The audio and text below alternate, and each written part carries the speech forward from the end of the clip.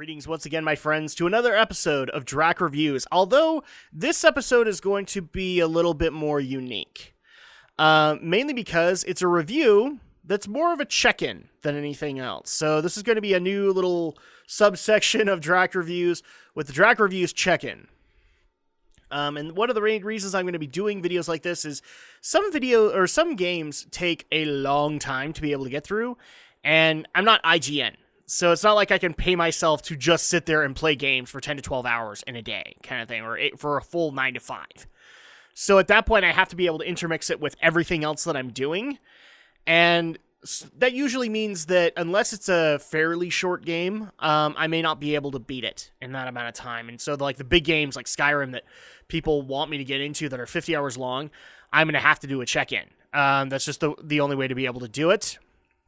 And this game is no different, being that it is a JRPG. And JRPGs, even though this one's fairly short compared to others, do take a long time. And so let's go ahead and get into it. This is the check-in review for I Am Setsuna, the first project to come out of the sub-company created within Square Enix Tokyo RPG Factory. So one of the things that I'm going to designate as a difference in a check-in review is very simple. I'm not finished with the game, so I'm not going to score it. That's going to be the biggest thing there. I know that some people are going to be like, well, but I wanted your score. I'm getting to that. I'm not scoring it, but here's what I'm also doing. Since it's a check-in, my score is going to be more along the lines of, am I going to continue to review this, or am I going to quit? Kind of reminiscent of what I did earlier this year with Xenoblade Chronicles X, where I said, I wasn't done with the review, but here was my actual score, and I still said that I was going to be willing to continue with it. I'm going to go ahead and spoil this for people. I didn't. I was fairly disappointed because a lot of stuff got leaked to me right after that review, especially from people who watched it. Unfortunately, I just don't have good thoughts about Xenoblade Chronicles X, and so I quit that review and never scored it, and I let my score stand, because really, it doesn't sound to me, since I was 75%, 80% through the game, nothing was going to change. So the score was pretty appropriate. With this being a check-in review, now it falls under new rules. I'm going to continue with it, and if I do continue with it, here's what's going to happen. Later on, you will either get a video saying, this game sucks, I'm not going any further, and here's my final score of it, or you're going to get a final review, kind of thing. Either way, you're going to get a final review. It's just going to be if this thing sucks so hard, I'm just going to, give it that low score and then move on, kind of thing. So with that being said, let's go ahead and dive into I Am Setsuna. I Am Setsuna, the basic story of it is that you play the character Ender, a mercenary for a wandering tribe of mercenaries who is on a job with a compatriot. This is kind of the tutorial mission where you're sent in to rescue a girl. You go ahead and rescue her, but then you meet up with another person who gives you a contract, telling you to go out to I can't even remember the name of the village because it's been so long. You go out to the village of the sacrifice, and your job is to kill the maiden that they pick as the sacrifice. So you go all the way out there, and you meet the sacrifice Setsuna, and, well, you're about to do the job, but you were abruptly stopped, and then you were brought into kind of the cause of what Setsuna does as the sacrifice. It's her role to go to the Last Lands, to be able to sacrifice herself in order to stop the growing population of monsters. And with that, your journey is kind of set. You will gather followers along the way, obviously. It is a JRPG, but the journey is based around Ender and Setsuna, as Ender kind of shapes the story, being a silent protagonist. A lot of decisions are thrown not Setsuna.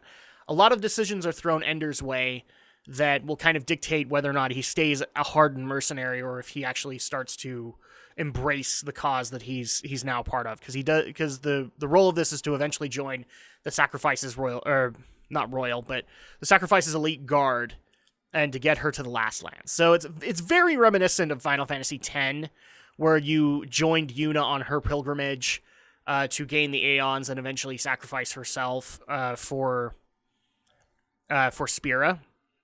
Very reminiscent of it, but it's also told in a classic style, and very much in not even in a Final Fantasy style. This is very, very inspired by Chrono Trigger, especially given that Ender is a silent protagonist.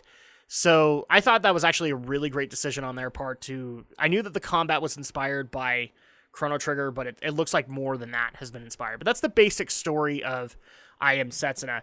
And as far as I'm concerned, is actually a really great setup. Now, here's the thing. Like, where I'm at in progress in this game varies, because of when I went online to check the guides that are out there for I Am Setsuna, a lot of them tend to disagree with one another, or they tend to make themselves longer. So, on one guide, I look to be about 60% through the game, and on another guide, I look to be about 75% through the game. So, I don't know. You can round that out as much as you guys want to. I have a fair amount of party members, and I've had a couple of situations happen, but I'm not at the last lands yet. I can tell you that much. I think I would know that part. But overall, I'm liking the story, and I'm liking the setup thus far. Don't really have too many complaints with it. With that, let's go ahead and go into the visuals.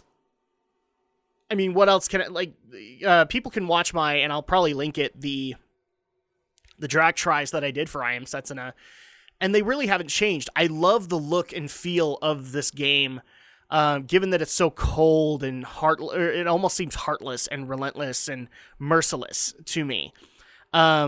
Especially since 80% of it is based in snow. I kind of like that, because it just kind of gives a cold, harsh, this isn't going to end well kind of feel to the game. So the addition of snow really, really, really helps.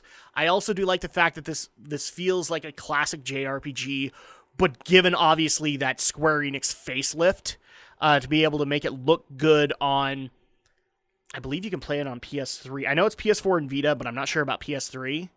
But like for this current generation of consoles, for 7th and 8th generation of consoles, it's really awesome to be able to see that style come back and look as great as the latest Uncharted game, as far as I'm concerned. So visuals are getting high marks for me so far.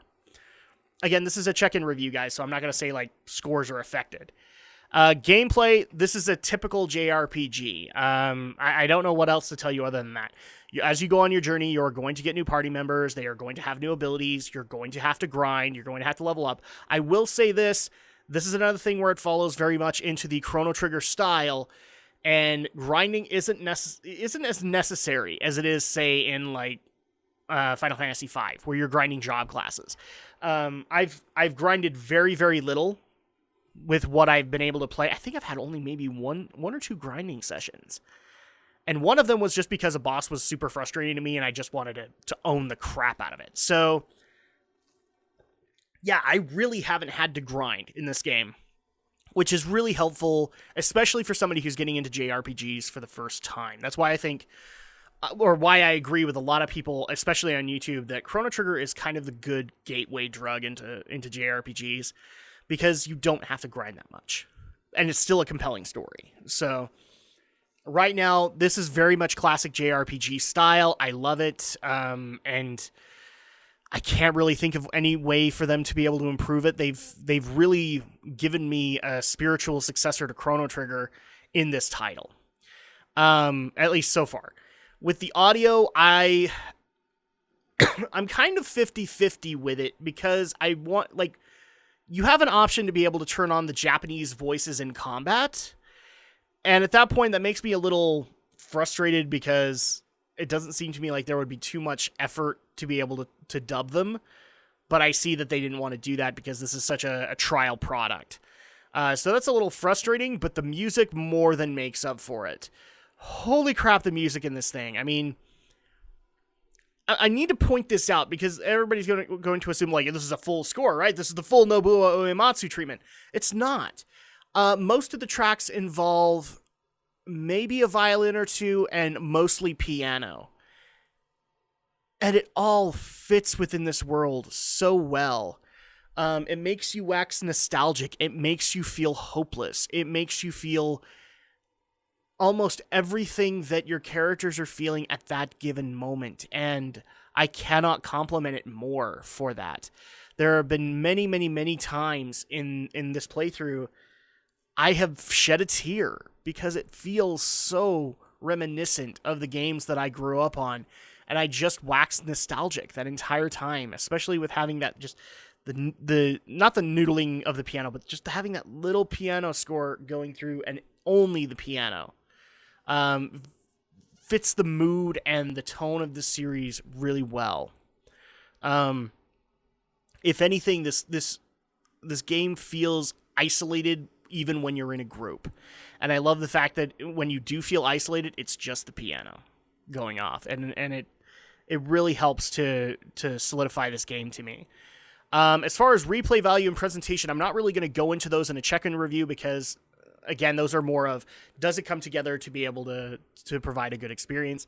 And until I finish the game, I can't really tell you that. So with that, my final assessment on this is going to be like, will I continue with this or not? Obviously, I'm continuing with it. I'm loving I Am Setsuna. It's just going to take me some time to be able to get through the rest of it. But I'm more than welcome to the challenge. I'm loving the story thus far. It's moved me. It's made me, like I said, it's made me shed tears more than a couple of times. Just when things go sour really quick. And it's, above all else, I think a very enjoyable experience for anybody who picks it up. Given how much I've gone into this game, I have no problem recommending I Am Setsuna to you or to anybody out there as a game that you need to try. So with that, that's going to go ahead and do it for my check-in review of I Am Setsuna. Now, like I said, since I said I will continue with it, eventually you will get a final review of I Am Setsuna that will probably be paired with this video, and you'll be able to see like my final assessment, my final score of I Am Setsuna, or whether or not I didn't really continue that far. So with that being said, thank you guys so much for watching. Thank you guys for subscribing, for giving me the likes and the dislikes on the videos. I do appreciate the constructive feedback that some of you guys do give me. And of course, I will see you guys next time for the next video.